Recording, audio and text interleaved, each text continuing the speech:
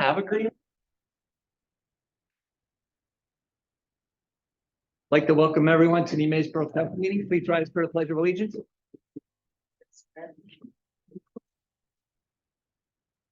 I pledge allegiance to the flag of the United States of America and to the republic which stands one nation under God, indivisible, with liberty and justice for all.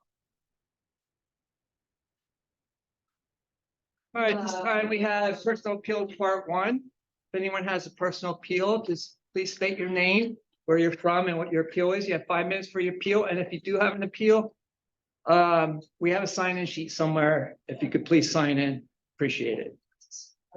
Deborah Brady, 525 Chestnut Street. I have a complaint with my neighbor, 523. Something that's been going on for years, and I can't seem to get it resolved. Now my issue is I want to do maintenance on that building, and I don't even know how I can gain access to my building safely. I'm dealing with high grass. Now they just cut the grass. That grass was up to my chest. We have dog feces. We have garbage strewn. We have standing water. I'm looking at trash between the 2 buildings for 6 weeks now. Same garbage, same spot. And I can't seem to get this resolved. And I don't know why, and what can I do? What is the address again? 523 Chestnut.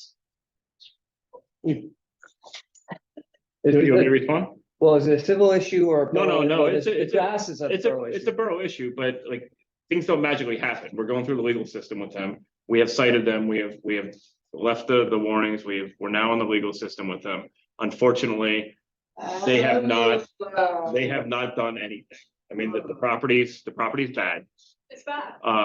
But we can't magically make them do it, right? So they're going through the court system with just like everybody else does, but we can't magically go in there and clean it. So it's being that's addressed. the We issue. can't just make them do it. Wait a second. These issues are at least health and sanitation. When you're looking at, There's still a process. We can't just make them, we can't just go in there and do it. They get fined. There's a court system.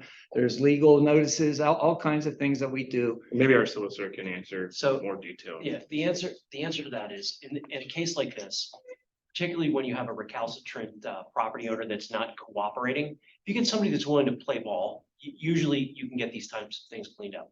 But if the person's unwilling to do that, we still have to follow all the legal obligations under the municipal code, under our own local ordinances, in order to essentially fine them. All right, so we can fine them and then we take them through the court system. The only time we can actually do something without any type of notice is a true public health emergency. And this does not, under any case law, rise to that level. well, do I call the Board of Health next? You can call the Board of Health, but they're gonna tell you this. I I'm in touch with the Board of Health. It should be. mean, you're welcome to contact them, but we are going through every legal process we can to get this cleaned up. Well, I appreciate it, but it still leaves me in limbo because I don't know how I can access that side of my building. And This side of my building. And is I'm gonna be honest, with you, the hardest part of this is, it's the fact that the property owner is uncooperative. That, I know. and look, I'm a solicitor in multiple municipalities, and it's the bane of everything we do, because it is difficult. Because there's no way we can simply force them to do it. It's simply more of we have to continue to give them notice, give them the legal rules, and we have to follow those rules. But we can't make them. That's no help to me. I'm sorry, That is no help to me. but we will do what we Like, can. nobody should have to look at what I'm looking at. And no fence high enough is going to stop me from that view. We absolutely agree with you. Yeah. We end up being hamstrung by that system though, to get it cleaned up. Well, then maybe. And then they have to needs be changed, But- maybe zoning needs to change. It's not zoning. It's not zoning. We take them to court. And it goes through the judicial system, right? And so a judge could make that hearing 3 months from now. And if they appeal that hearing, they could take it to county court, which could be 6 months from then. 98% of our residents, if they get a warning, they take care of the property. 98%. It's the 2%, and unfortunately, you're dealing with one of the 2% that this is the route we end up having to So deal with. now, at least a year ago, that German Shepherd came out between the buildings and attacked me and my dog. A zoning officer was coming down the street and witnessed it and talked to her then. She was supposed to secure that side of the property secure that, you know, walkway through those buildings. She never did it, Did you talk to the police department or the zoning office? zoning office. Because the police department would have That's- filed charges. Like, that's an actual police violation there. You're not the only one dealing with this in the borough. I believe we have another property that's going through the same situation. Unfortunately, they have even a rougher issue because the property they're complaining about is in the next township, correct? Yeah. And they, And like I said- they're having even a bigger issue because it's their neighbors in another township. It's not even any mass, but you're not the only one going through this. I can't even maintain that, my side, that side of my buildings. And you could ask the neighbor if you have a good enough relation to go in and do it yourself, if you wanted. The woman's bipolar, need I say any more? No, but like I said, I'm trying to give you a solution, that is different than the one that the legal system is gonna take. That could be faster. Yeah, Oh, you don't know her. well, no, again, I simply made the Well, we observation. don't want you to do it if you feel. Yeah, certainly don't do If it you're if you think. it's feeling threatened, don't- trespass, definitely don't do dangerous, it. But All right. Next appeal, go ahead. State your name and your address, please. Janet Laxall, 1378 Charterville Road. I'm curious if everybody, if they got my email, you guys get my email? I sent an email to With regard to what? everybody. Pardon? With regard to what, please? Who? Yes, Who? yes, that's being addressed. I was wondering if, the outcome, I didn't see any, I was looking before I came about an email to see if anybody responded back to me, and I didn't get any response, so I was wondering. I responded. He responded, I got a copy of the email. He said that he was looking into it. I got Yeah, this. so Ms. Flashall, I wasn't aware of this issue. Oh, I Is- didn't get the email. Yeah, so I responded, Before I hit respond all, you guys all. Check your junk mail. Check your junk mail. Okay, it might have landed in junk mail. I had a resident I Um, responded to, and she Yeah. responded 3 weeks later saying, I'm sorry, I didn't see your email. I went to my junk mail. Yeah, check your junk mail, but I did respond right, as soon as I saw your email, I responded right away. The other day that I apologize, It is I being didn't see it. addressed. It's being Um, addressed. But I've reached out to our pool manager. I'm meeting with her this week about your concern, because I want to get that straightened out. Well, I was curious in the whole bit because I says, over the years in the whole bit, when I had addressed, the situation and stuff, but somebody, well, he's in a wheelchair now, he was walking Sure. at the time.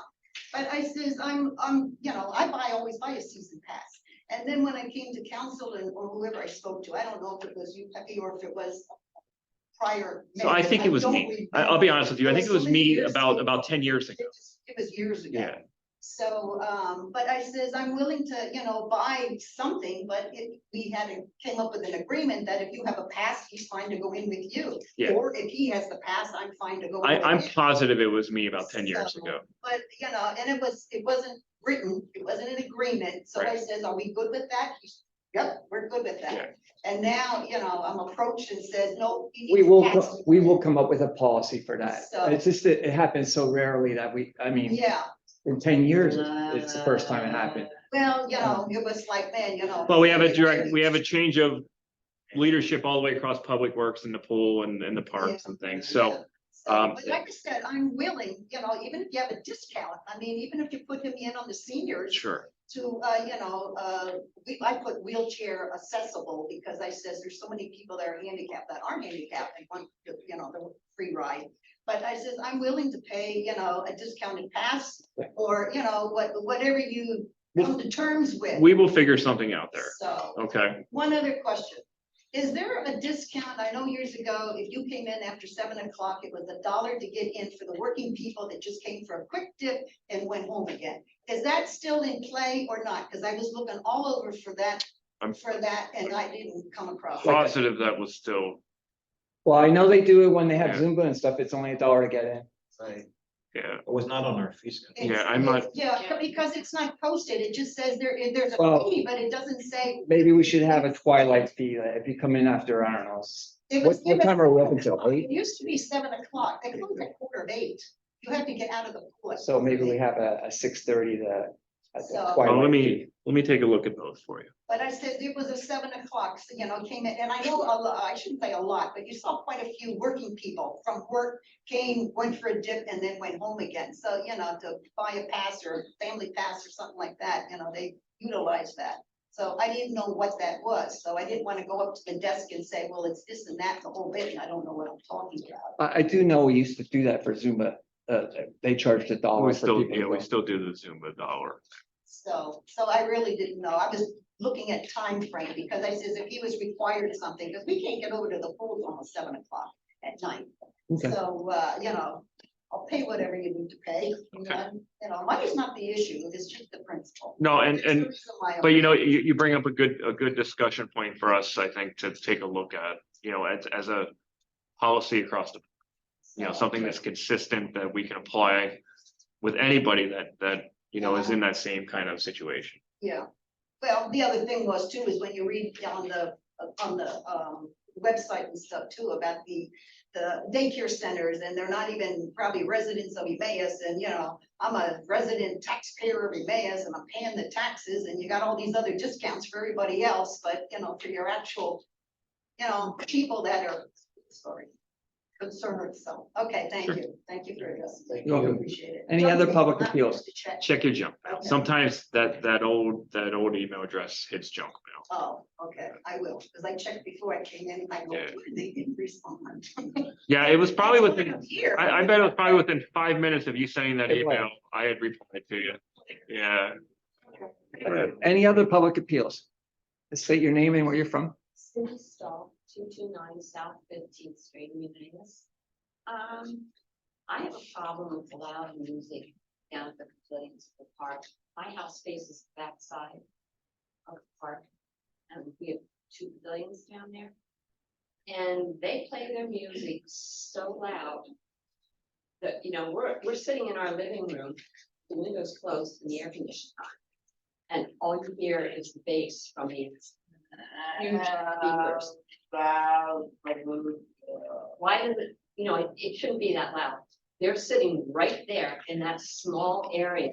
I can hear music from there. Well, That's it- day. It's 2 ish. I absolutely agree with you. I was at a baseball tournament on Saturday and it was, we were playing the 12:30 game and we were at the big field. And like my dugout was rumbling from all the way over there on that side. Yeah, That's, from all the way around there on that side. that's Yeah, a, we had. It was Saturday. We had company over, we're sitting on our back patio, he's on it. Yeah, it's a decimal reading, but they're not gonna hit that decimal. They're not gonna hit that decimal. well, what's the reading from within how many feet?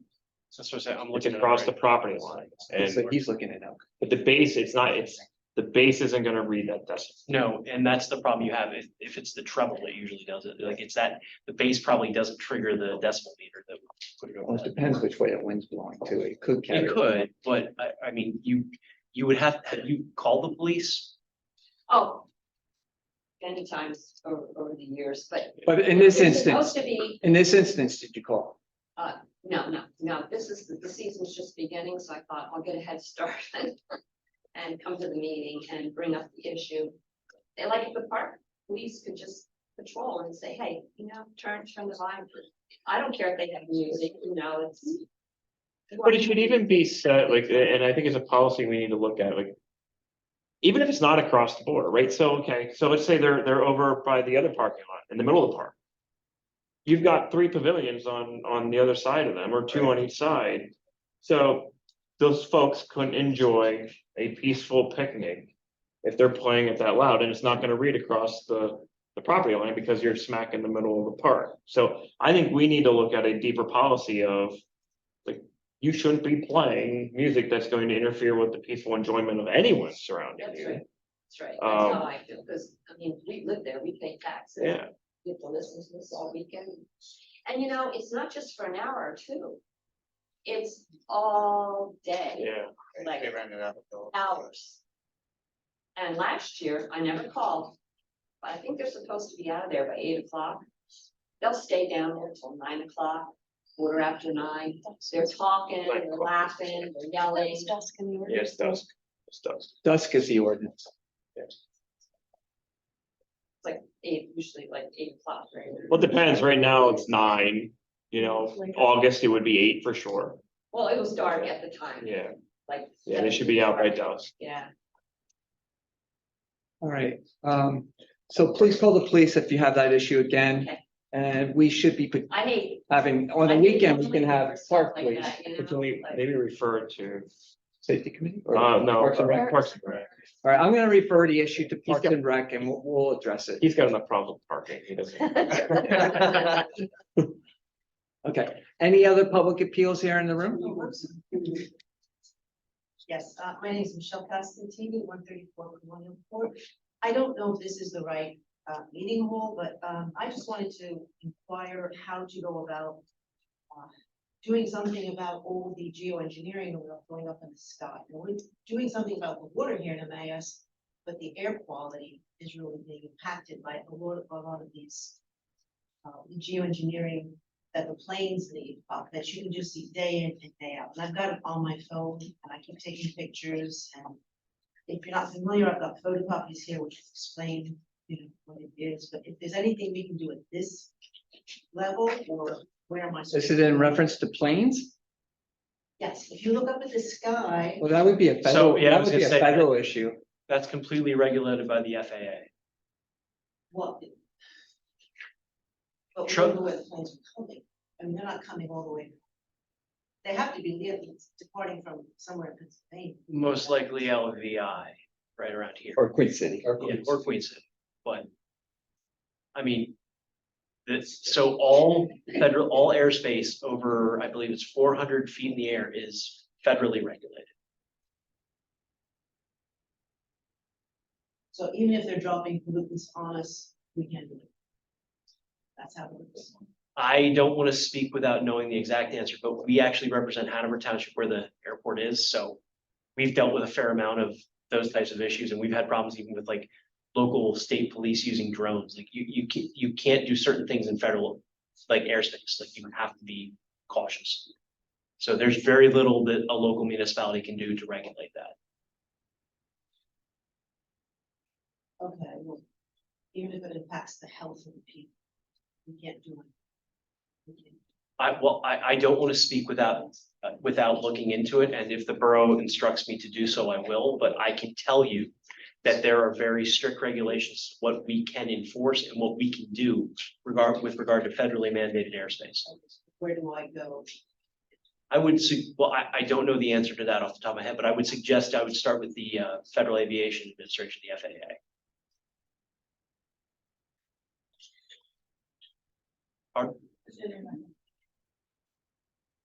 Montana's doing, I mean, I think each state has to start. Okay, are there any other public appeals? I'm here about the. Your name and where your Oh, I'm address? Veronica Haverstuff, 728 Chestnut Street. I'm here about the noise about the trains. If they're going to follow through with sound barriers or not. Are they for it or against it? We have a report on that later in council meeting. So That's my question. the survey had over 900. 900 at 900, 966. almost 1,000. Can I make a comment that I'm against it? Sure. I'm against it, and I have proof in my little book here that, yeah, trucks were here before most. Yeah, I think So, I think once you hear the presentation, yeah, okay. I But I think was you'll. just curious. Thanks. So, We'll do it during the report. I don't want to get into a debate here because Shane will give a little history of it too. So anyone else with a public appeal? Do we have anyone online? All right, we'll unmute our virtual guests. If anyone online has an appeal to make, just state your name and if you can turn your video on, I appreciate it. Anybody, now would be the time to do your appeal. All right, hearing none. Jeez, it went so long, my iPad went off. All right. Community minute. Does anyone have a community minute to bring forward? Just a quickie, thank you to Emmaus Main Street Partners. After our last council meeting, they had the May 19th Plant Something Day, and the planters downtown were all planted with a group of actually a very large group of folks who took it upon themselves with Emmaus Main Street Partners, and they planted the downtown planters, and they look great.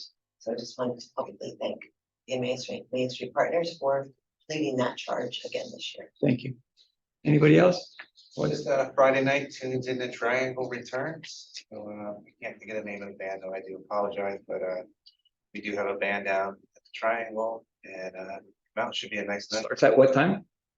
6:30. 6:30. 6:30 to 8:30? Is that what it is?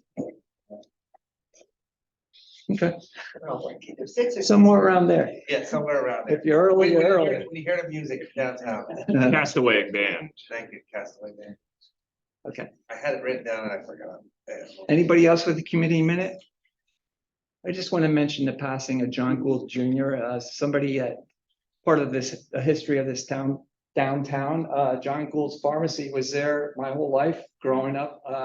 Between John Gould's Pharmacy, Fenstermacher's, Five and Time, Gabby's Market and Wentz's, you could pretty much get anything you needed in downtown.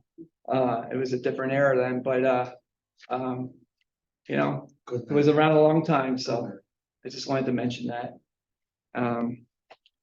All right, we have no special presentations this evening. We have the reading of the minutes from May 15th, 2023. Does anybody want to make a motion to approve the meeting minutes? Councilman Hart, seconded by Councilman Dufresne. Any corrections or additions? All those in favor say aye. Aye. Those opposed? There are 7 ayes. Under decisions on bids, we have the CDBG curb and sidewalk project. There was a winning bid from Zagura Concrete for, was it for 38,000? And our matching is 3,800. I didn't see a total, so that's why I'm Yeah, asking. well, that's because we're gonna award it based on individual. Individual. Line jobs. items? Yeah, Okay, so so, they won every line. so Zagura Concrete won the decision on the bid. And would somebody like to make a motion to approve that? Second. Councilwoman Baumgartner, seconded by Councilman Anders. Any questions? All those in favor say aye. Aye. Those opposed? There are 7 ayes. We received 4 letters of communication. We got a letter of appreciation from Ann Zayats from the East Penn Neighbors Helping Neighbors. It was a thank you for honoring her for her volunteer of the year and also all the different things that her organization does and also appreciating the support of the borough. We also received a letter of resignation from Evelyn Keough. Am I saying that correct? Keo, actually. Keough. Unfortunately, she moved outside the distance, the hiring distance for the fire department, so she sent in a letter of resignation. Request, another communication was a request for replacement of handicap accessible parking on South 4th Street and Railroad Street. There's various business on the triangle that are requesting this, and I'm going to refer that to the safety committee. And then we also received a letter from, or a request for disabled parking from Julie Galano. I'm gonna say Galano. This I might need a little help on it. It said it was denied, and now it's being requested to go back to the committee. So I need a little background on this. So I think just kind of briefly, first of all, there were some paperwork issues with the application, and then there was also some debate regarding the need for the spot at the time. And I think she's offered some clarification in her application that the committee needs to discuss. And there was a form filled out from a doctor from what I saw. Not the first time, second time, yes. So this is more appropriate the way she's filing now. All right, so I'm gonna send it back to the committee. You guys can address it. If it's not accurate or appropriate, you guys can make a referral to council. Does anybody else have a letter of communication to bring forward? Hearing none, there's no borough engineers report, solicitors report. All of my items are elsewhere on the agenda, so progress. Thank you. Under unfinished business part 1, we have ordinance 1244, an ordinance establishing rules and regulations for the sale and use of consumer fireworks within the borough of Emmaus. We had our first reading, the first meeting of May 1st, and tonight's our second reading.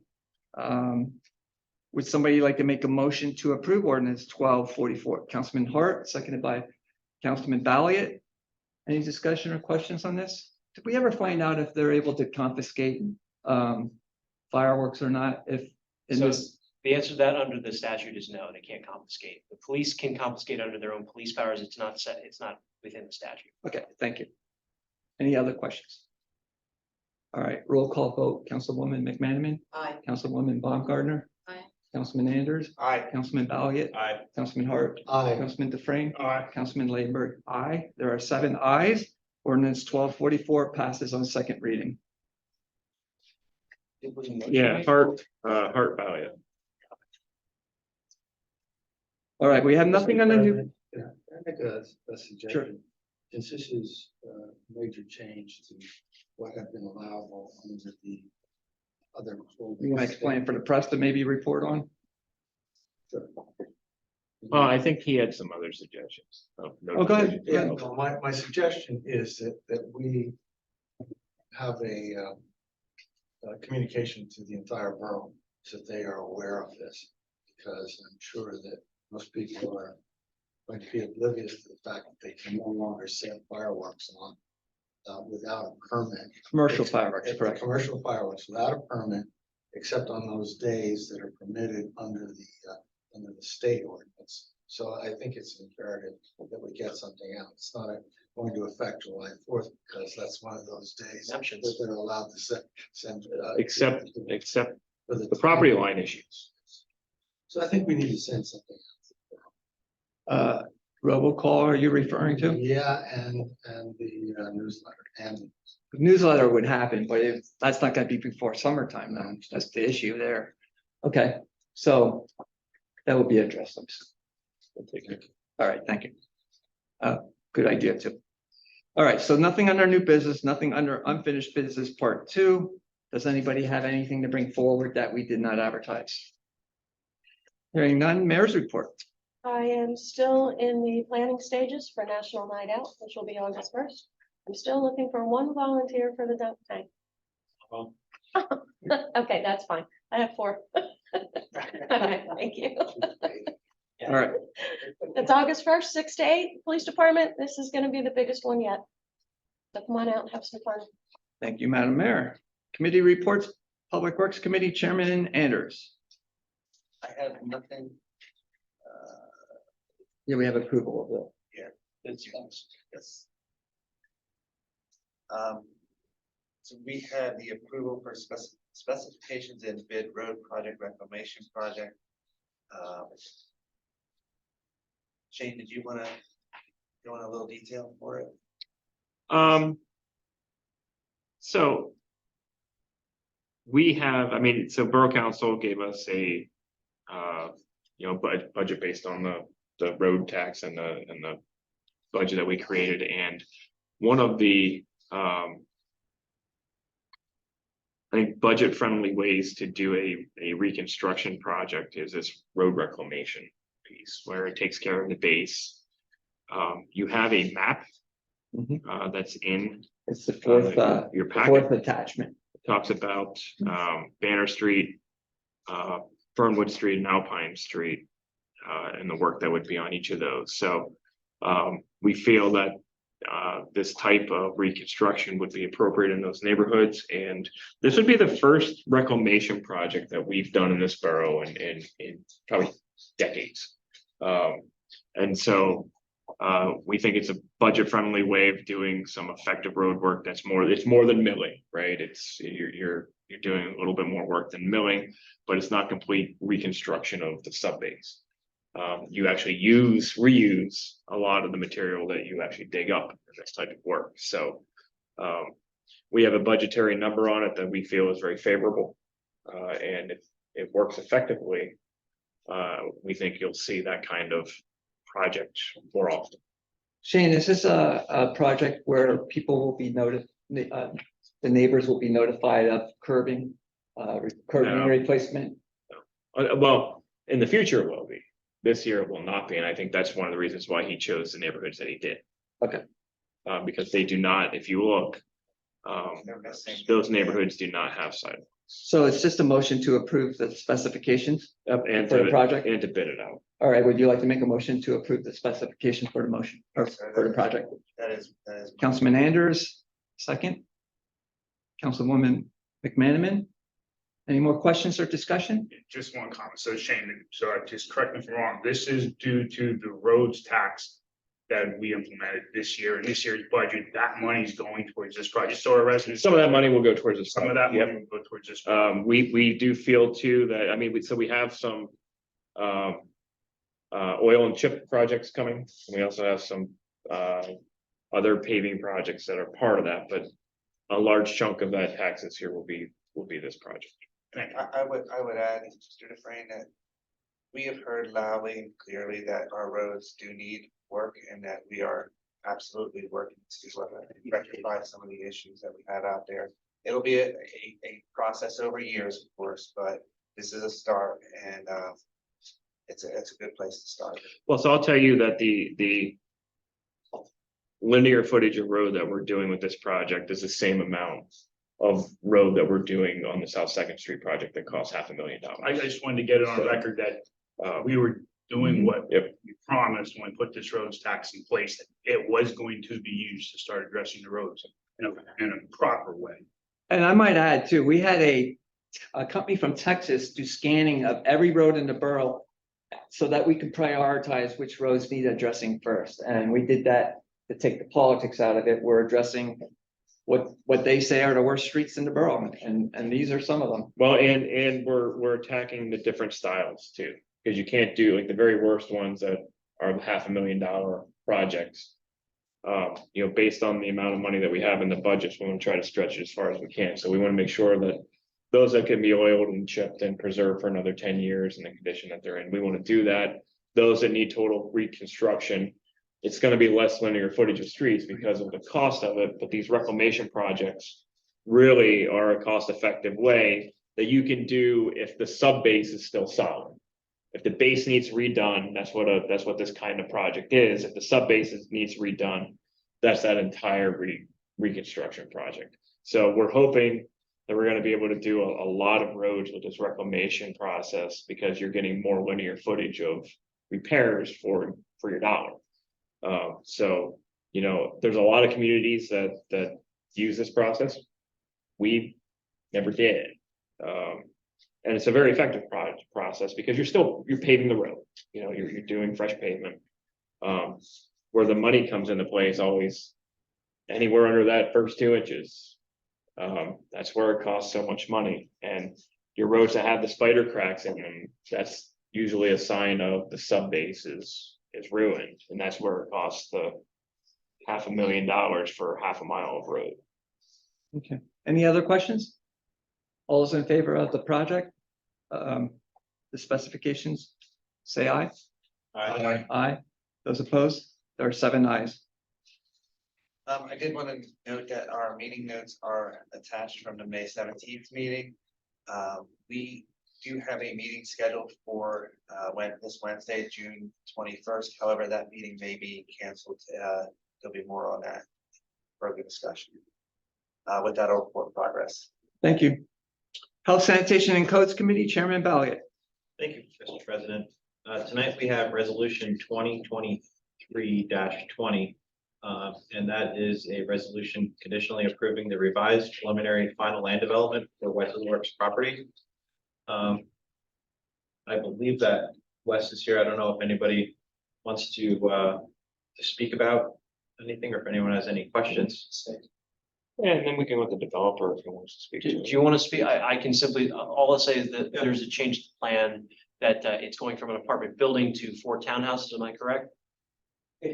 For total clarification, it is only in text that it's changing. Nothing else has changed. It is the definition of an apartment in the borough has vertical, horizontal walls. And the definition of a townhome in the borough has vertical walls of separation. And your previous code inspector, our code official, picked up on that and asked that we change that title. So I was surprised that it actually turned into the amount that it did, when it is really just in text. No part of the plan changed at all.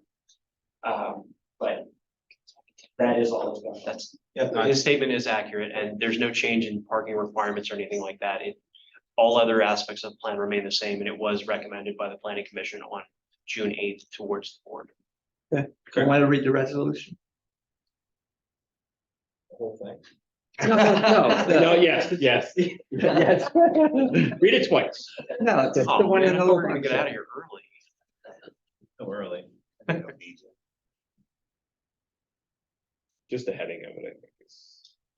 I guess what I'll do is put a form of a motion to approve resolution 2023-20, a resolution conditionally approving the revised preliminary final land development plan for Wesley Works Property LLC, Parkside at North Street. Motion by Councilman Ballia. Is there a second?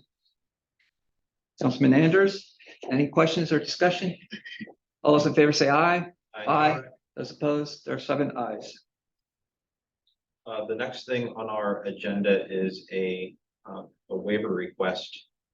Mr. Barrett is requesting a waiver of sections 304-2B and C and 304-3 B and C on the grounds that no planning issues are changed, which I believe are the same.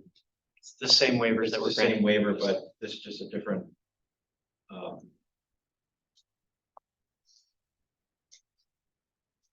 Request. Request. All Do we right. need to do both? Just one motion would be. Yeah, one motion for All right. the waivers, yeah. I would like to make a motion to grant Mr. Barrett the waiver. All right, motion by Councilman Ballia. Is there a second? Councilwoman McManaman, discussion, questions? All those in favor say aye. Aye. Those opposed? There's 7 ayes.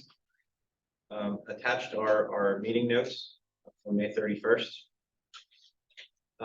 Anyone has any questions? Our new codes guy is up and running, and I think that I haven't got an update. Brent got his. Brent obtained his BCO last week. Yeah, Nice. yep. Nice. So That's we have pretty that as fast. well. So with that, I'll report progress, and our next meeting is going to be here at the end of the month, June 28th, 4:45. Thank you. Parks and Recreation Committee Chairwoman Baumgartner. Thank you, Mr. President. We have a few items to discuss. The first is the South Mountain Fair Trail. We heard from Rosalie Sell, who is present today.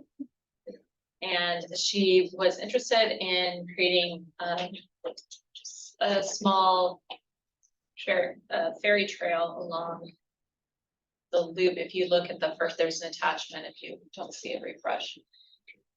The first image is a picture of the map, and around Klein's Lane area, you'll see a red circle, and that's the loop she's talking about doing this. And the second attachment is an example. You might need to see it, of what those look like.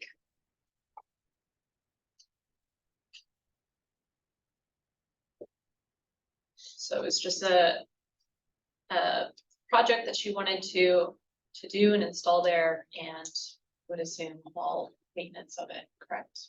Would you like? I'm sorry. You would assume all maintenance of it, correct? Yes, yeah, I actually have a whole bunch of stuff, actually. Other people have been interested in contributing stuff that kind of be off the trail. So that kids could kind of, it's kind of encouraging kids to get out in the woods and, but they would be that off, so you would have to kind of talk to them. They're just kind of through. But yeah, but now I would contribute all of the ferry stuff, and I hike out there all the time, so I keep an eye on it. If there are any questions about this concept, Ms. Sell is here to address. Well, I'm gonna be voting no, but to move it, not to put it where it's being suggested, for the following reasons. And I was gonna do this during debate, so since you asked now, I'm bringing it up now. First of all, thank you for willing to contribute to the community, because we always appreciate that. But I know those trails more than anyone in this room. I'm on them all the time. I run them all the time. I'm a trail runner. So I ran it yesterday.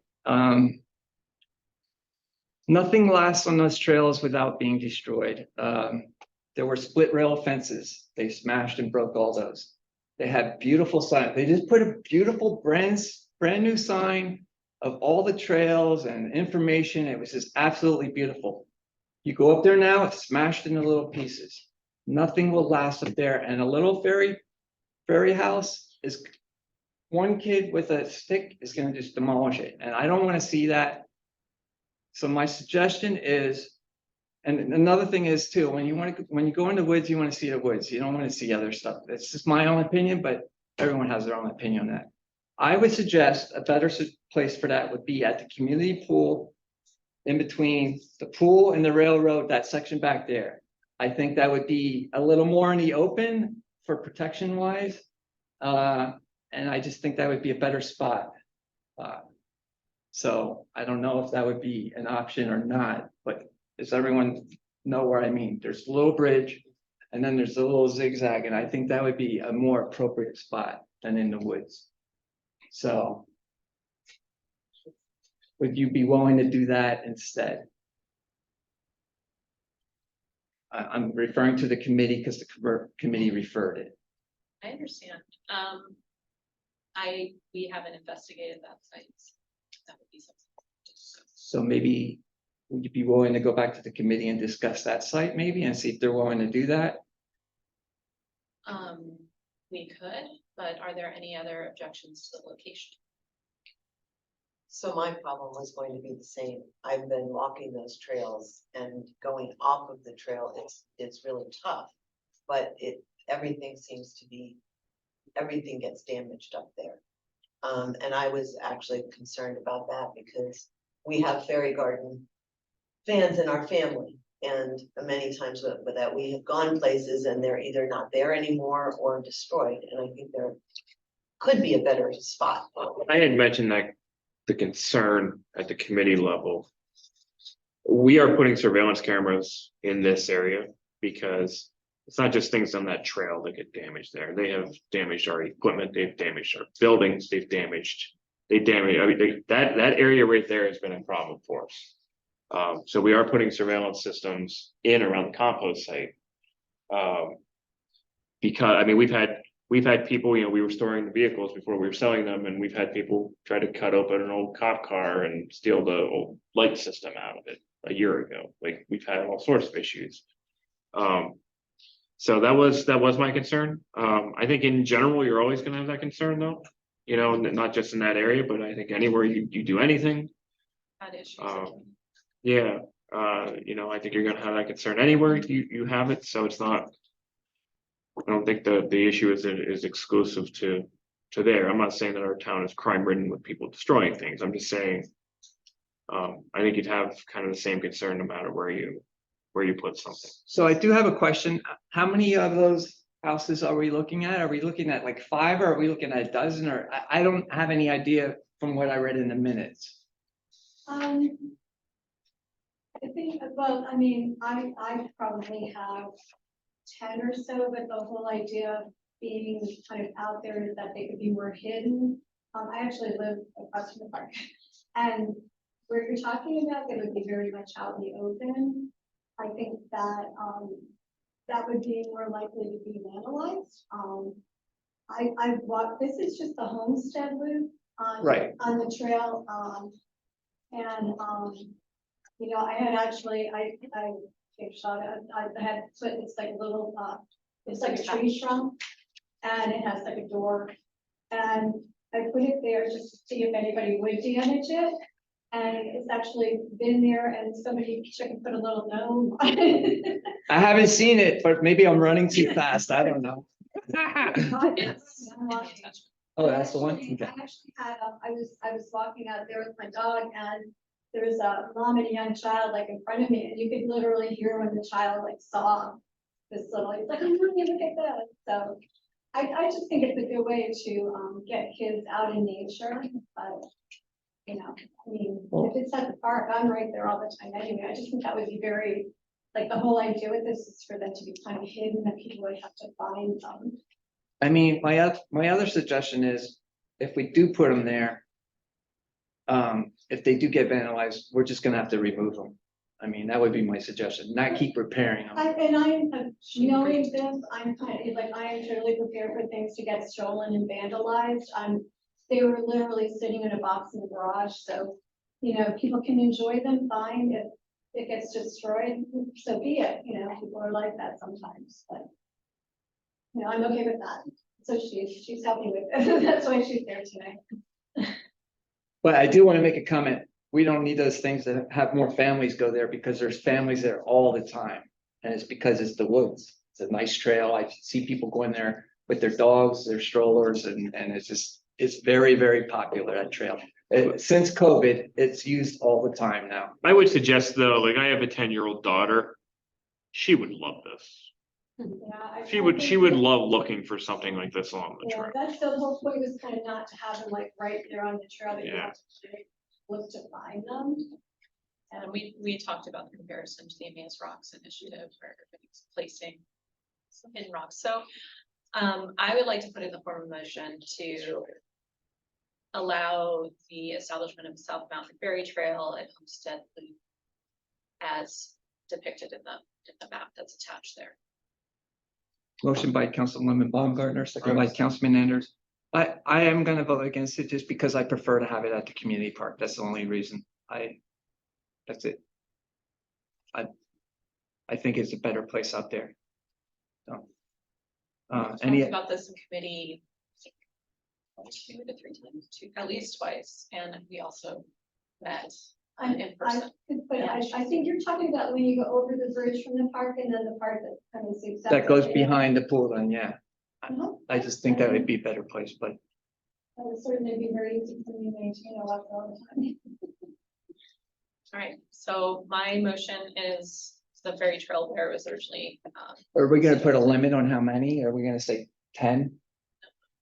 So if they want to put 30 there, you're fine I with think that? our only discussion was in our meeting is it becomes a problem, like it's. Yeah. we don't really know what's gonna happen. Matt, But we're- Ms. L, you were saying, where did you prefer it? The place that you, it's instead of over there, or you just said about. I would prefer the homestead loop just because Okay. there's more That's- area Right. to put things, but I mean, I'll go with either. Okay. Okay, any more discussion? All those in favor say aye. Aye. Those opposed? Me. 6-1. Well, good luck with your project and I'll be looking for them when I'm running. You'll have to try and find them. I won't look too hard. I don't want to trip. Come in there with bloody knees. All right, continuing with the committee. Alright. The another topic for discussion is pickleball courts. You'll see in your attachment Shane's explanation. Shane, do you want to review the situation there? Yeah, so council, you have money earmarked from the project next door, from the recreation fees to install pickleball court at Furnace Dam Park. We've already purchased the lights, and we've already started getting the quote for company to do the paving work. And we are buying the material because it'd be less expensive for us to buy the material and then contract out the contractor to do the labor. Every contractor we've talked to is charging by the day to pave, right? And it's about $25,000, whether I pave parking lot or whether I pave all day long. I'm going to pay about $25,000 because they're charging us for a full day of labor for their people. So the question ends up being is like, okay, if we're going to pay for a full day, should we maximize that and at least lay the base for another pickleball court in the community? And so we presented that to the Parks and Recreation Committee. We obviously want to lay a pickleball court at Berline Park, if and when we get a grant for that. And we've talked about also ultimately maybe down at William Street. However, this proposal would be that open area between the sand volleyball court and the Arts Pavilion to lay at least the base to prepare for maybe finishing the court next year. In material, it would only cost us $8,000 extra to go ahead and lay that base down. Because we would be paying for the $25,000 in labor no matter what for the day. So we would prep everything, we would get everything ready. And then, we would haul the paving for both. So I have a question on this, the surface after it's macadam. Is the surface gonna be like the green tennis courts you see at the high school? So it will be that? Yeah, so pickleball course, there's two different services and we've looked at both of them, there are a lot of places like your country clubs or your other kind of like the private outdoor places do these like panel type of surfaces. And some municipal parks are doing them too, and what we've seen is a lot of municipal parks are getting away from that. And there's a special paint, like a tennis court paint that you can do that gives you the same effectiveness. So it's a little bit more, well, actually, it's a lot more cost effective. And we feel that it's also probably easier to maintain in the long term to do a macadam with that special paint. And you'll have to coat that every so often. Yeah, and you're gonna have to maintain coat it every so often. So that's how like your basketball courts are done and your tennis courts are done. So my next question is this fenced in somehow or So- like a vinyl so- fencing or something? So what I'll tell you is at Furnace Dam, there will be a large fence. That's already in the budget for the Right. Furnace Dam project, so that'll all be fenced in for sure. Our initial piece for a community park is just to do the pavement, because we haven't budgeted. We haven't budgeted anything else for that area, but again, since we're paying for the day of paving. It would cost us $8,000 for material to go. I over think that's and lay the cost effective to foundation. do that, so. And then for 2024's budget, we would ask you to. Okay. Budget the rest of the court, but Any this other- fall, we would just. Any other questions? The only comment I would make is, given I'm the only pickleball player here, is. So far. Yeah. You don't need a lot of high fencing. No, I'm thinking like a 3-foot view or something. So you're not chasing the ball all the time. It doesn't go like a tennis ball or anything like that. Okay. They're wiffle balls, basically. what they are. Yeah, so this one will be fenced in over here, and simply for the reason of we have the water nearby. The one at Community Park, if we did do a fence, it would probably be like in the back end of each court. That way. You probably need it though, because the volleyball court, they'll have volleyballs all over the place. Yeah, and I'll tell you, the volleyball court gets used very heavily. Yes, it does. There's a group that has religiously been using that court for years. We want to do it right beside it, and it's in an area where if the pickleball craze keeps gaining popularity, which it seems to be, we could expand that area a little bit more over there. And this is not an area that gets flooded. So it does, but it's not current flood. Okay. That is flooding of still water up there. Okay. And the current flood stops right at the edge of the Arts Pavilion. This will be up higher. My only other question, so I assume the 8,000 is gonna come out of the public works budget. Okay. Okay. Yeah. Would you like to place that in a motion? Yes, so I make a motion to approve the paving for pickleball courts at Furnace Dam Park and as budgeted, and then Community Park, which will add the $8,000. Motion by Councilwoman Baumgartner, seconded by Councilwoman McManaman. Any more questions or discussion? I think we took care of all that. All those in favor say aye. Aye. Those opposed? There are 7 ayes. Two items. Stick with Parks and Facility Director, as you know, we budgeted for that this year, so we have a job description, and I put in the form of motion to approve the Parks and Facilities Director job description that's attached and advertise the position. Motion by Councilwoman Baumgartner, second by Councilman Elliott. Any questions or discussion? I just want to thank Shane, Sarah, and my co-councilwoman here. Sorry. David. I had a breath moment, my God. Oh my God. Listen, just so you know, He when still I has her name written down up there. when I have my moments, it's because I want to say your first name and the last name doesn't come. But anyway, they worked really tirelessly on putting this together and going through it. And thank you, Shannon, because I know, you really went through it and dug through and highlighted things. So just give them their kudos for the hard work on that extra time spent. All right, any other comments, questions? All those in favor say aye. Those opposed? There are 7 ayes. It's not like we Stuck the worked. landing on that one. Go ahead. Yeah, great job, Roy. Yeah, we recover. So the last item is the Mass Youth Association, EYA, has requested a pole building on at South Fourth Street, and this is to allow space for storing materials as well as, you know, practicing. They're planning to do a batting cage. Yeah. Yeah. It's- Yeah. Yeah.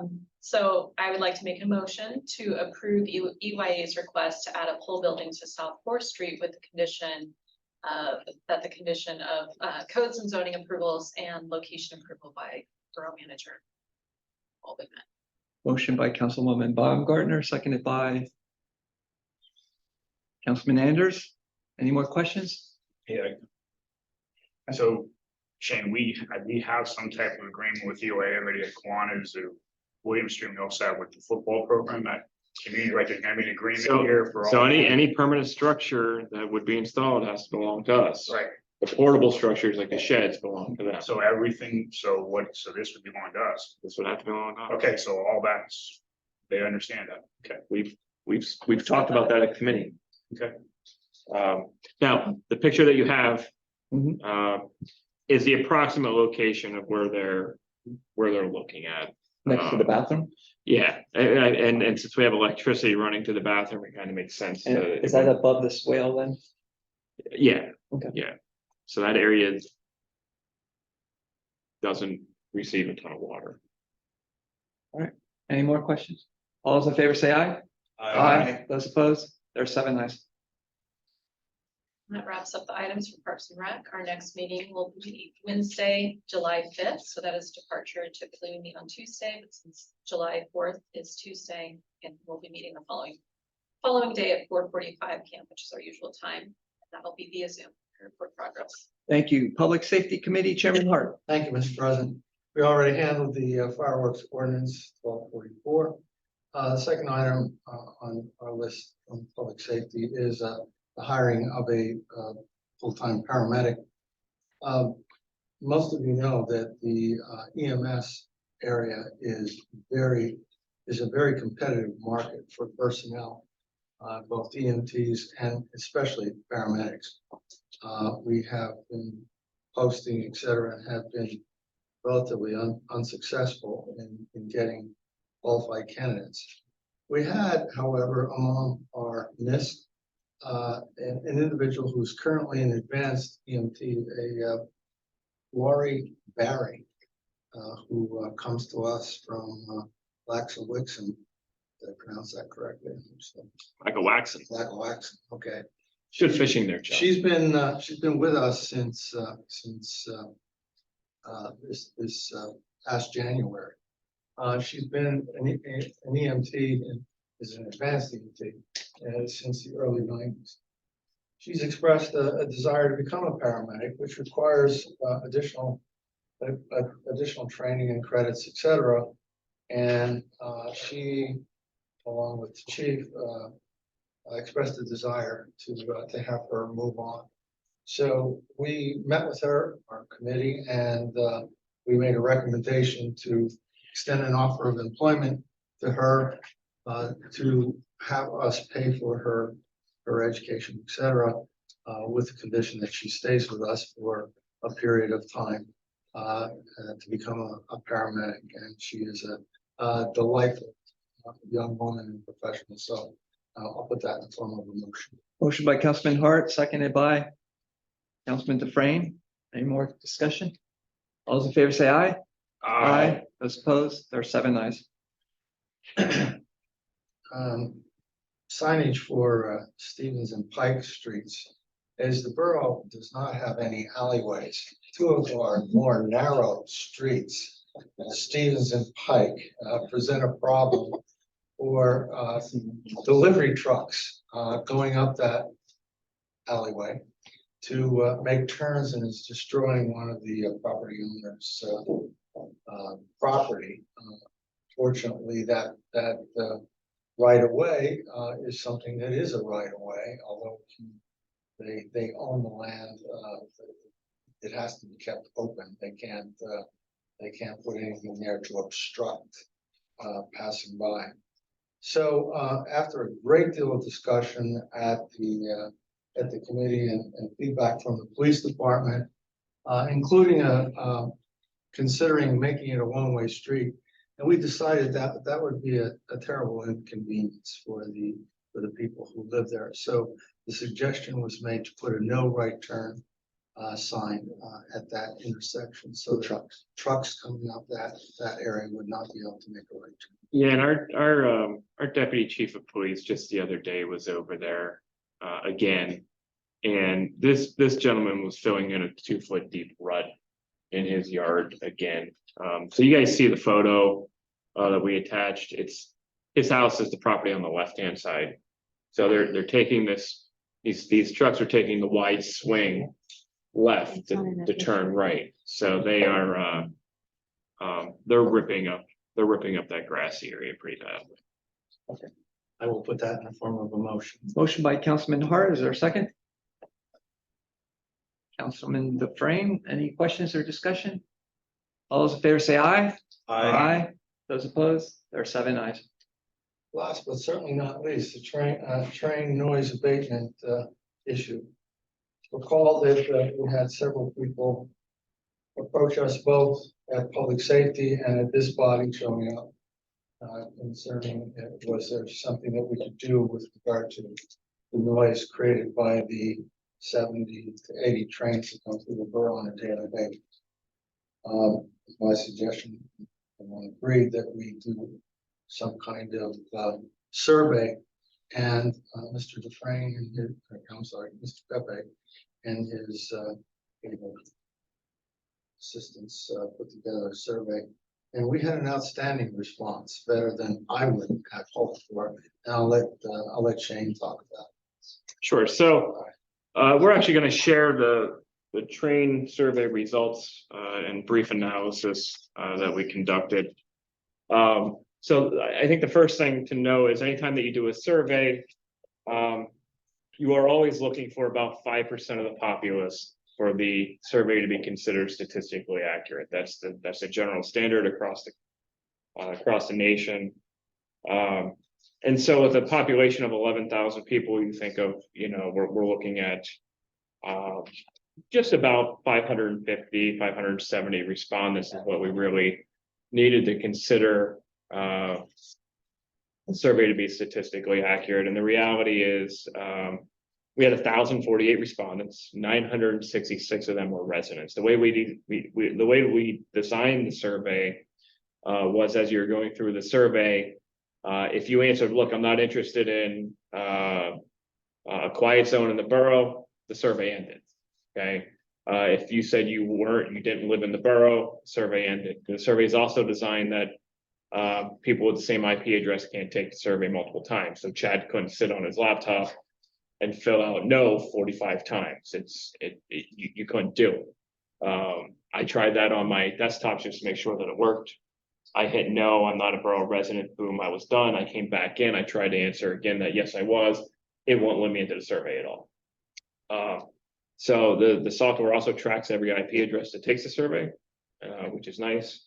So the survey results, which is what we're looking at. The survey is asking, should we establish a quiet zone in the borough? Sir, you can go right down to the results. So as I said, initially we had 1,048 respondents, 966 of them were borough residents, which was about 92% of the survey. In the second, so those individuals that were not borough residents, the survey ended there. Okay, so we really had 966 responses after that, and it only took about 1.5 minutes for people to fill out the survey. I think the average was like 1:36. So that's one of the reasons why people filled this survey out, because it wasn't one of those where it says, hey, take 5 minutes, and 40 minutes later, you're still trying to finish your survey. So if you go down to question number, or the next question, we asked, okay, so how many years have you lived in the borough? You'll see about 64% of the residents have lived in the borough for more than 10 years. Then we asked, okay, so how close do you live to the railroad tracks? 39% of the respondents of the 966 said they live within 2 blocks of the railroad. And about 66.9% live within 5 blocks of the railroad. So the majority of the respondents to this survey live within 5 blocks of the railroad. Okay. So then we asked, okay, so when you moved here, were you aware that there are railroad tracks?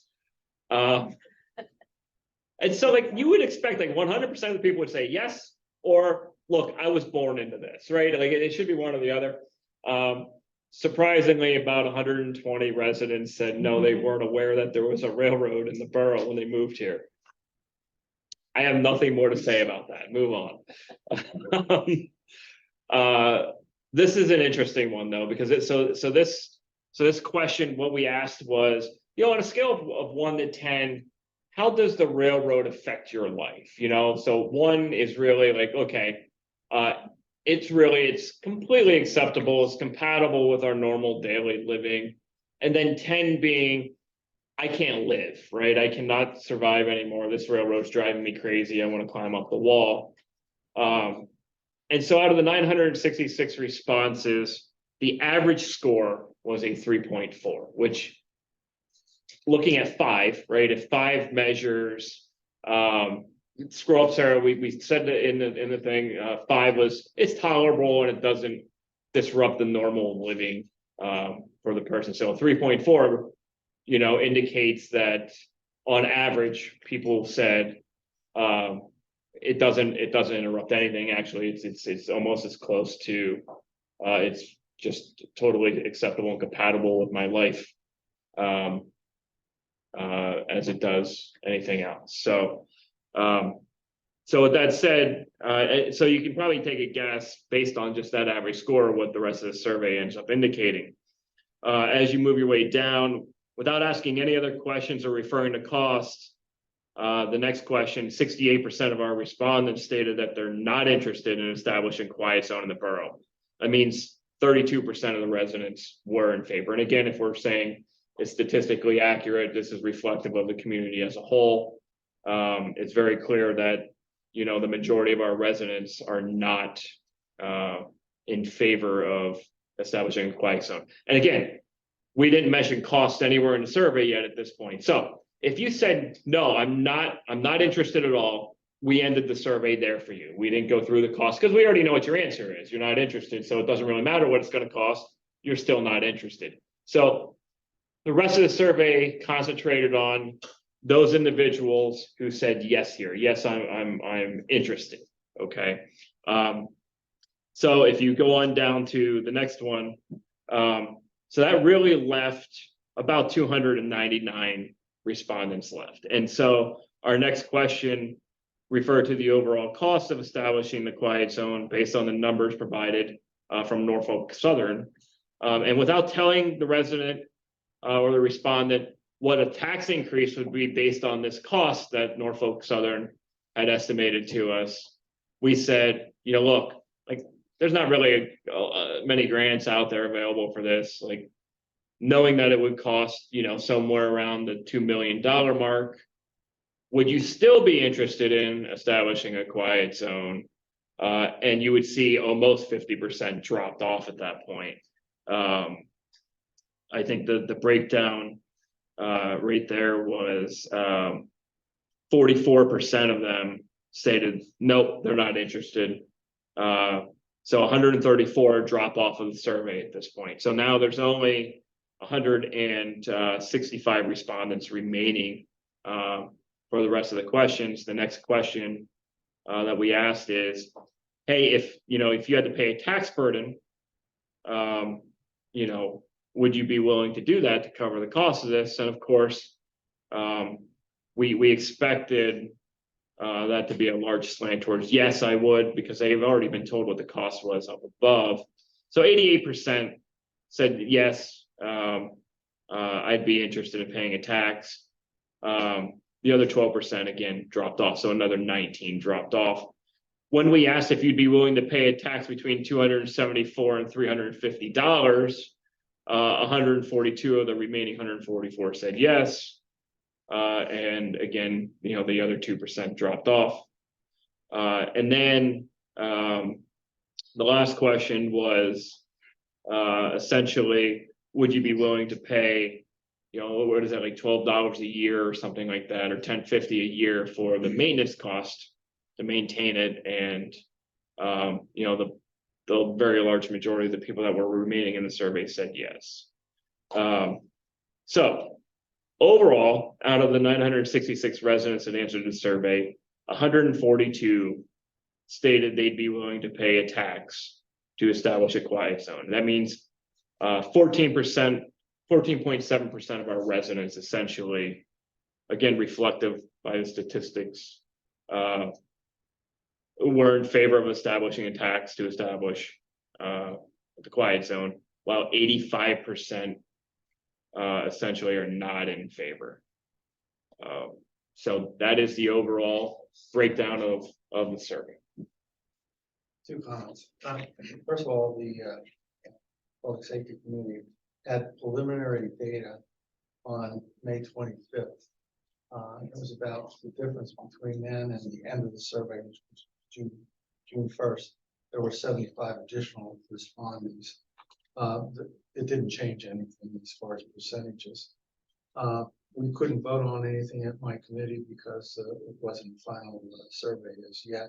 But I can tell you there was no appetite to recommend anything to council or change over what we presently have. Two comments I'll make personally. One is that I believe $2 million is better spent on other more important issues in the borough. Roads, sewers, and water are our priorities. The second is, I think we're misdirecting the fault here. This is not the borough's issue. We didn't create the noise. If you have a problem with the trains, I would suggest a writing campaign to Norfolk Southern. Because they're the people that could change it, and it's their responsibility. That's all I have to offer. Thank you. Anyone else? All right, I'd also like to say that this survey wasn't something that the seven of us came up with and says, hey, we need to do this. We've been requested by multiple borough residents about this that would have been in favor of it. So, you know, when you get enough group of people, this are activities that we would do. So this wasn't something that we all brainstormed and said, hey, let's get rid of the train. So with that said, this is the second time in 11 years that I've dealt with the train noise, and the third time in probably 17 or 18 years you've dealt with a similar thing.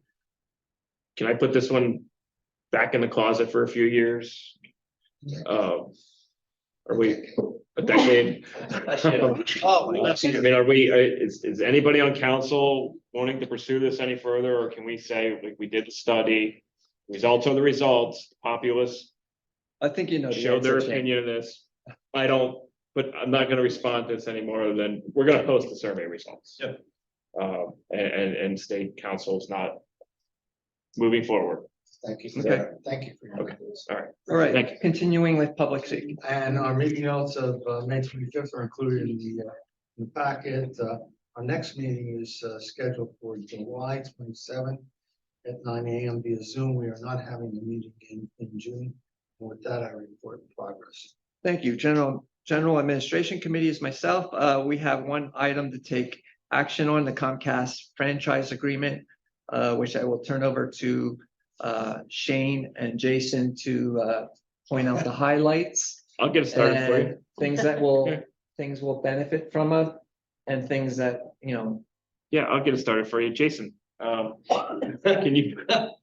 I'm happy to discuss this. So I have been back and forth with Mr. Jetter several times. I've been back and forth with Shane, and actually I've spoken to Chad, and many of you about this. Comcast is proposing a cable franchise for the borough of Emmaus. They sent out their standard form. That is what is attached. What is in here are my notes on my review of the contract. They've also agreed to do a separate standalone memorandum of understanding, in which they will provide free internet static services for the municipality until January 1st, 2027. I understand that that was a question you had, Mr. Lavenberg, To extend it. to extend it. I did not reach out to them until I heard what you thought tonight. So I will, obviously, if that's not something that they would do, I don't know the answer to that. But other than that, I will point out, they do not make many changes to these agreements. I went back and forth with them. They added in, they will provide courtesy video at my request in section 10.2 of it. However, a lot of the notes that Shane had sent to me involved their construction habits. I know we've dealt with quite a few different items. I had mentioned this, about UGI, that they had torn up the roads and left us in rather poor shape. They're not willing to change the construction provisions of paragraph 3. They usually do not. If you have a specific request, they might do it. But generally speaking, they will not amend it to say we'll return them to pristine condition. So I know that was a But concern. they'll have to follow the borough ordinance that we've Yeah, established. they will have to follow the exact ordinances that we already have, the same that UGI did, but they're not willing to go contractually above and beyond what is the bare minimum. They will not.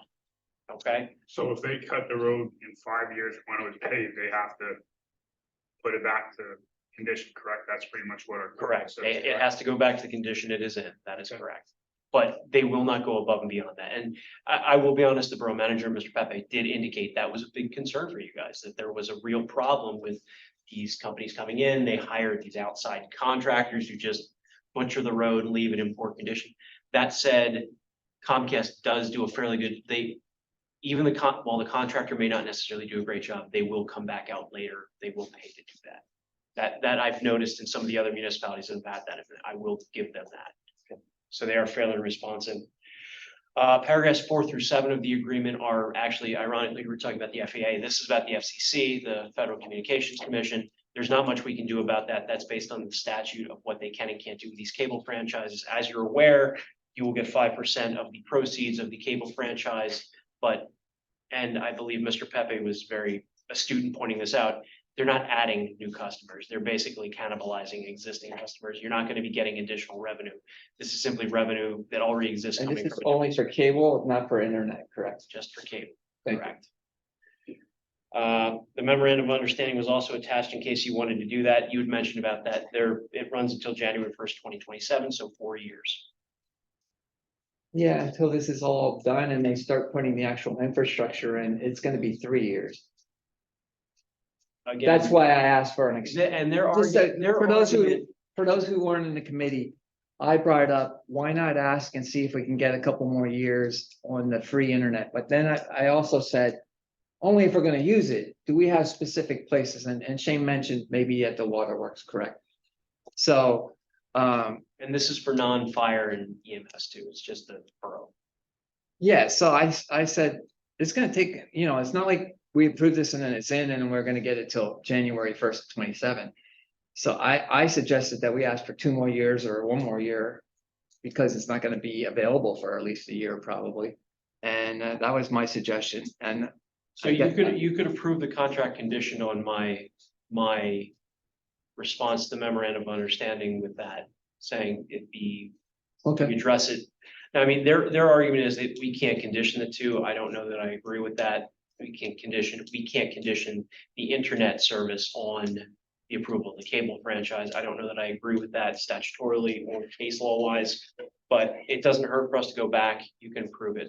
Okay, and then the other thing too, wasn't there a donation or something that they were making? Or something? They will not put that in writing about that. We had suggested they make a donation to the foundation. They said they will do that. We provided them that information. That again, they don't like doing the memorandum of understanding as part of being conditional on this, because that's a separate approval. So it's happening, but it's separate? Yes, so you're not conditioning the Comcast franchise agreement on the memorandum of understanding. They're 2 separate items. So if we prove this, what's preventing them from saying, no, we're not gonna do it? Well, there's a memorandum of understanding. So they're which at is the separate. same time? Yes. Separate, but at the same time? Correct. Okay. But they do not condition any of these approvals upon the donation, but they do follow through with the donation. They have done that in the past. I will be honest, that is also true. We could just delay and sign. He just mentioned that we could delay on Hey. signing. Said that to you. Yes, that you get credit. No? You don't have to approve it, but Oh, Mr. Hart, I'm sorry, I'm not as close to this as I probably should be, but is there an to Mr. Ladenburg's point, is there an opportunity to put something in there from go live of having the service available to the borough? so many years for, 4 years, so many, 4 years, that accomplished what they tried to do here, but now it's just drug on. So 4 years from day it goes live. we could, I mean, we could, From go live, yes. I like that idea. you can condition, you could make that, yes, you could It's approve, basically what this. you could approve it that way, yes. Okay. Does that make sense, Shane? Absolutely. So how, can you give us a sample motion that I can have somebody put forward? You could make a motion that you approve the Comcast franchise agreement, that has to be separate. Remember, they're not conditioned on each other. So you approve the Comcast agreement first, and then afterwards, that you approve the memorandum of understanding, condition upon them accepting it for 4 years from the date of service start, as opposed to. Would somebody Okay, like to hold on, place right it? before we do that, so if we do that, they have their agreement, but they can say no to our 4 years, and then we have to live with the January 1st, 2027, right? I just want to make sure. Yes, That's what that you is just said. correct. So you Or run we that could risk. play this and you go back to them and negotiate the memorandum of understanding, correct? That's correct. You have those choices. Okay, I understand now. Two things. You said they're bringing in cable only, but yet they're giving us internet. No, No, no. So a franchise agreement, right, under the law. Is for cable. So you get 5% of the revenue for cable. We are not, the law doesn't allow us to have a franchise agreement with somebody for internet. they don't, it's not possible. It's illegal. But they're doing both. They're doing businesses. both. They're putting. Yeah, they're doing both. They're doing both, but we only get the franchise for the cable. And the second thing is how many more utility poles do you think that? None. It's all installed in the same infrastructure unless it's underground. In which case that's why they need the I think they said what, 80-20, 80% is above ground and 20% is below. Yeah. I guess as like a whole in council, like how many other communities have 3 major choices plus dishes and This will be 4. This is 4 for mass. 4 formats? And I will be honest, that is why there were reservations both from the borough manager and from the committee as to whether we even wanted to grant this franchise, because again, it doesn't necessarily benefit you in the sense that they are like, Comcast is roaring to go on this.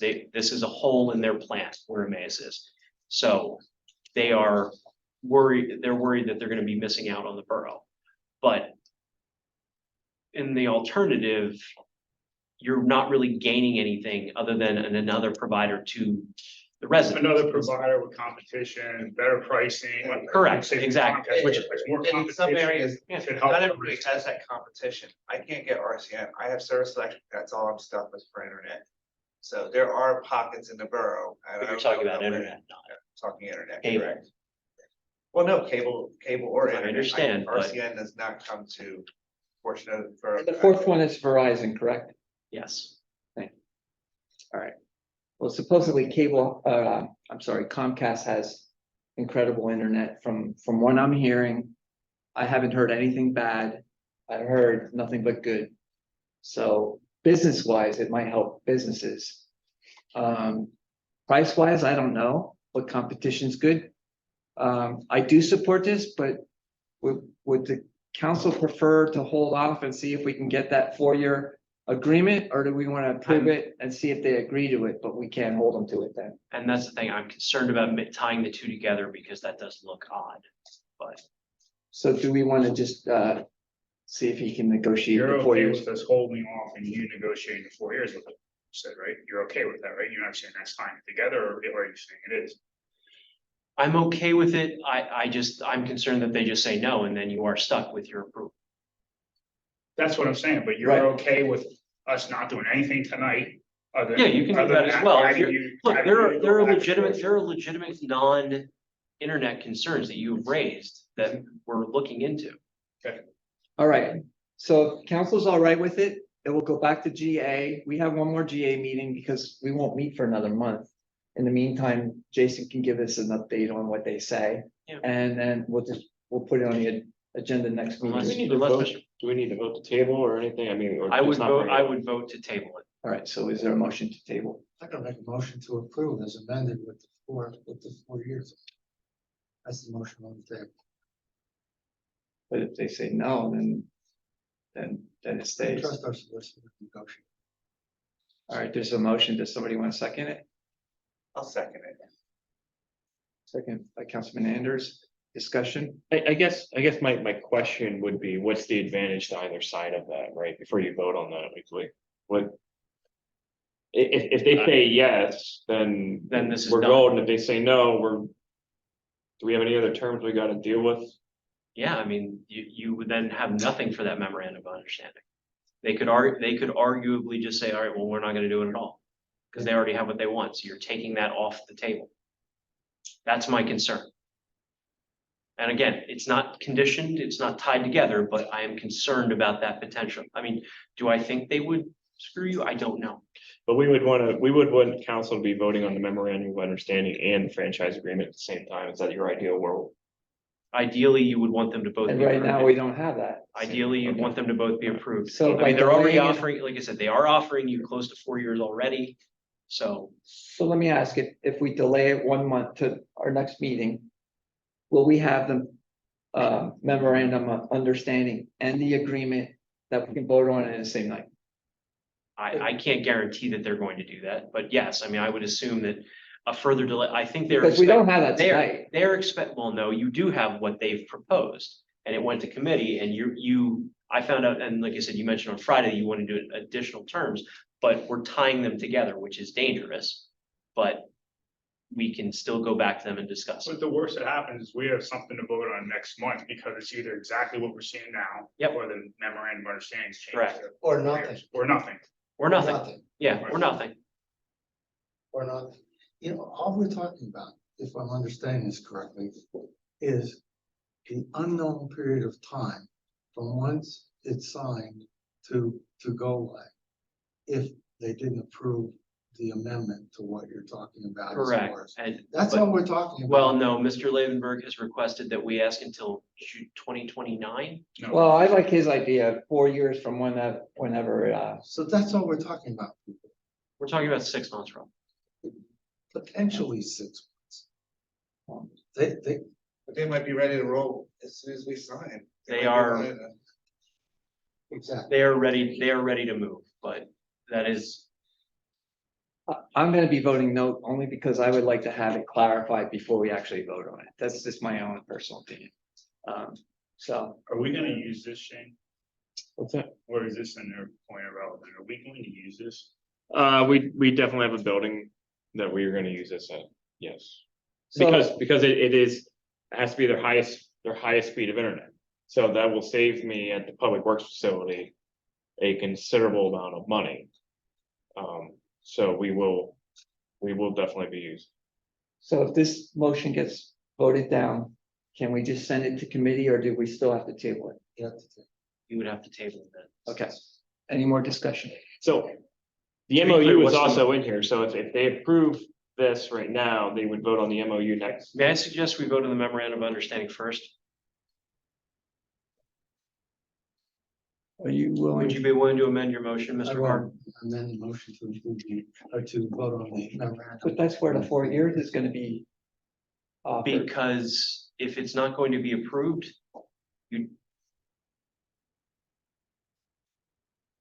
I simply suggest we do it this way. All right, you withdraw your motion Do you mean you amend your motion?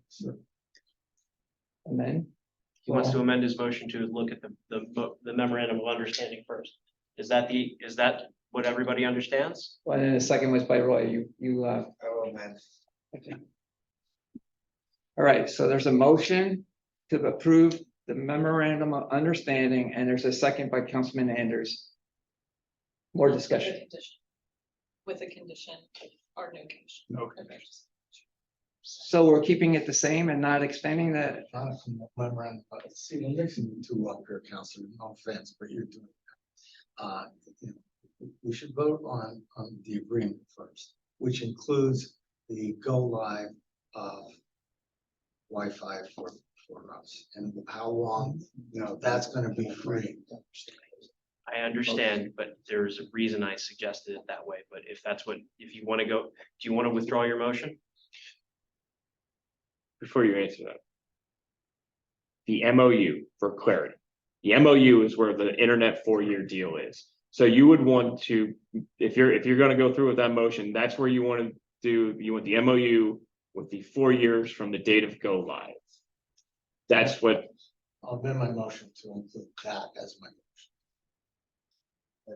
Wait, so We're gonna approve under conditional. The MOU with the condition of 4 years from go live. But he just said we and if can't they do say- that with the If they agreement, say no, you're left with nothing. because we're gonna approve the agreement too. That's my concern. I would respectfully request this council to let him ask for 4 years from go. And then just bring it back a month from now. Are you making a motion to table? can't, you're in I the middle of can't, the we vote. have a motion and a second, so we either have to You have have to one vote. person You're at the, rescind their, you're at the point of voting on that. On their motion. On their motion, you are. okay. All right, So his is the motion is a conditional approval of the memorandum of understanding in front, that's what's been raised right now and seconded by Mr. Anders. So if someone questioned. it, part right. so if we want to. Your discussion on that. If you wanted to go back to committee for next meeting, you'll vote no, and then we need a motion to table it, That's just correct. saying that. That Okay. is correct. If that is. Is everyone that is- ready? So in discussion, so whether it's 2 months, 3 months, 6 months, it doesn't matter. All we're doing is pushing this out 1 month. There's no hurry there. This isn't life and death. That's where I stand. So Correct. There is no urgency on the borough's part. Okay. Any other questions? All right, all those in favor of the motion say aye. Aye. All those opposed? No, Aye. No. Well, no, I guess. Okay, so it's one to.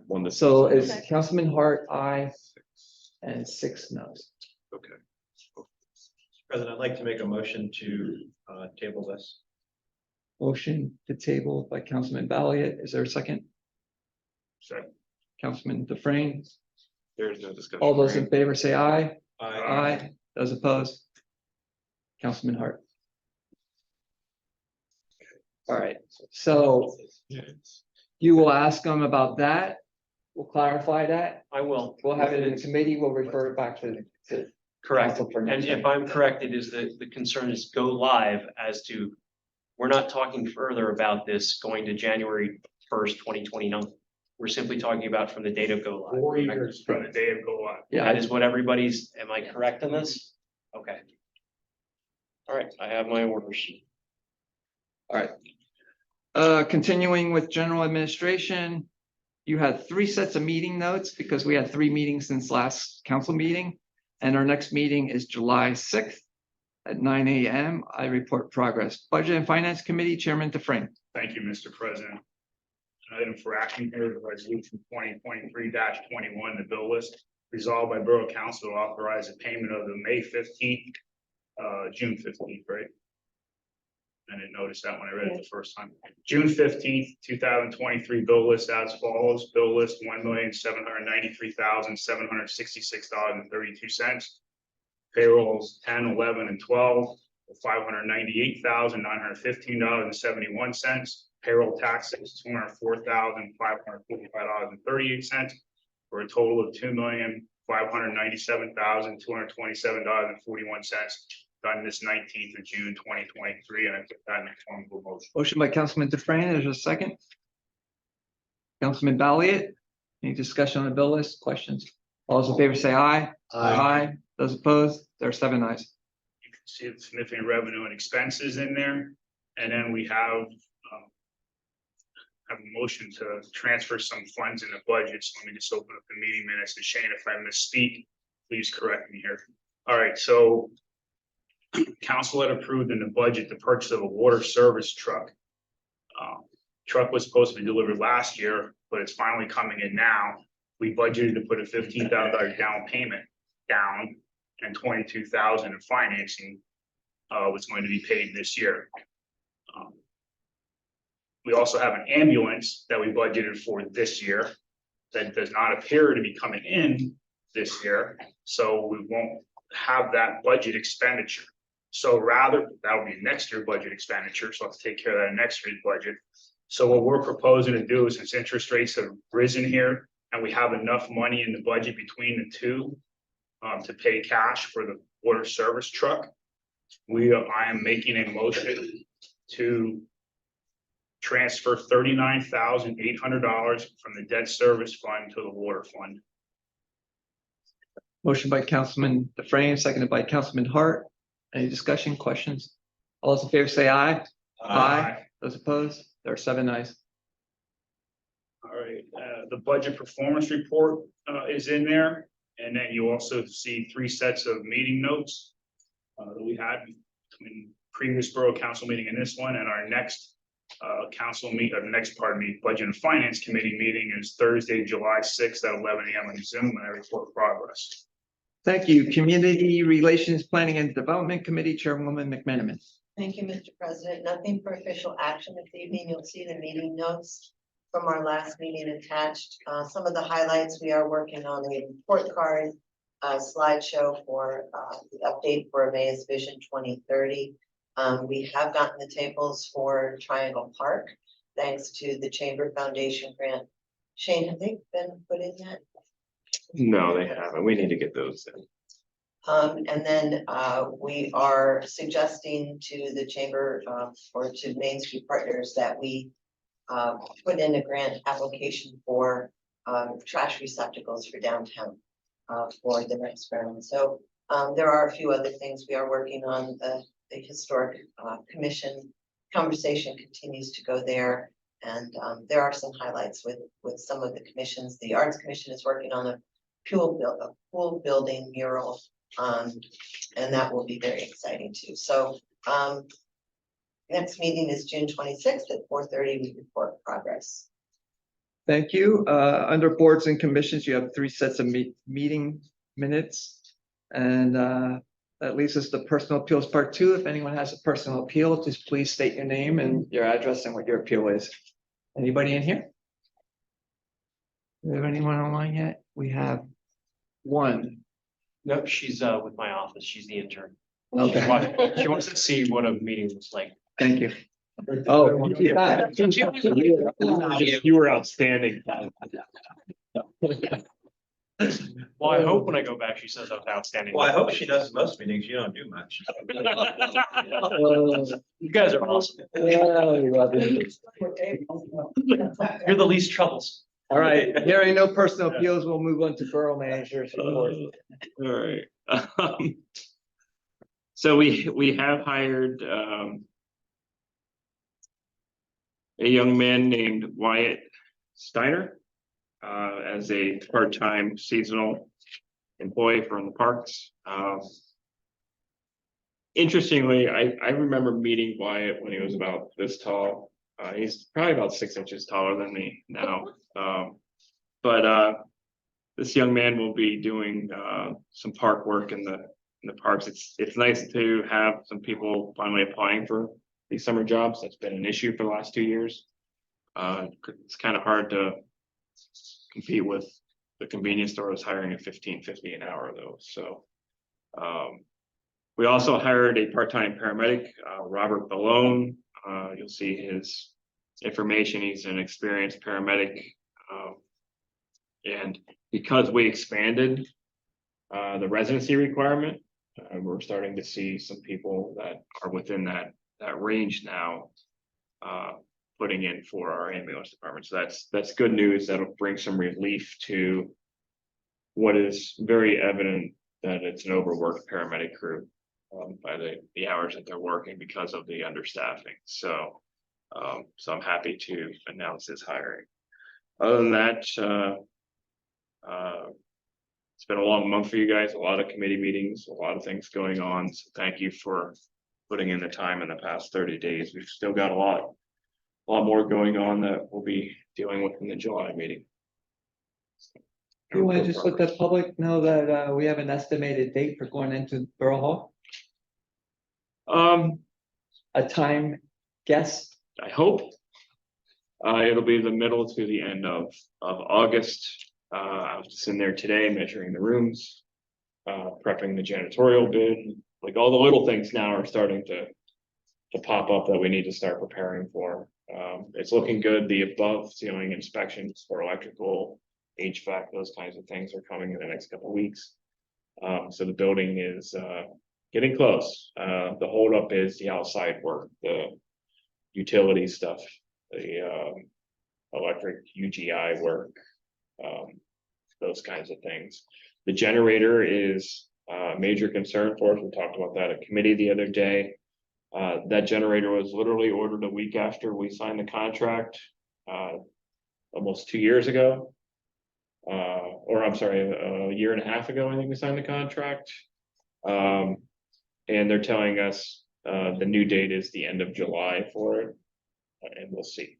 So otherwise, it's just the utility work is really kind of the one at this point. Building's looking good. Gen Ed saw, I think, the most recent interior photos the other day.